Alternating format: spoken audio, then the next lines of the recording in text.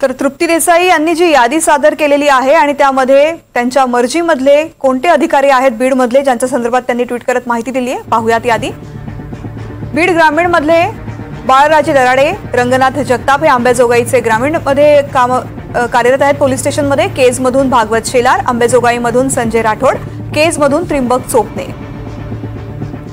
तर केज मधूनच बनसोड, अंबेजोगाई मधून कागणे सतीश, शिरसाळा मधून दहीफळे, परळी मधून सचिन सानप, बीड मधून राजाभाऊ अवताडे,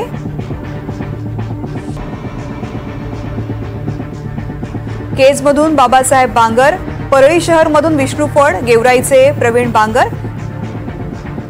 युसुफ वडगावचे अमोल गायकवाड आणि अंबेजोगाईचे राजकुमार मुंडे। याशिवाय आणखीन काही नाव आहेत। धारूरचे शेख जमीर, परदापूरचे चोवले, अंबेजोगाईचे रवी केंद्रे, अंबेजोगाईचे बापू राऊत आणि परळीचे केंद्रे भास्कर, केज मधून दिलीप गित्ते, केज मधून टापकर, परळीचे गोविंद भताने, वडवणीचे विलास खरात, नेकनूरचे बाळा डाकणे आणि पिंपळनेरचे घुगे। या अशा अधिकाऱ्यांची यादी तृप्ती देसाई यांनी ट्विटरच्या माध्यमातून समोर आणलेली आहे।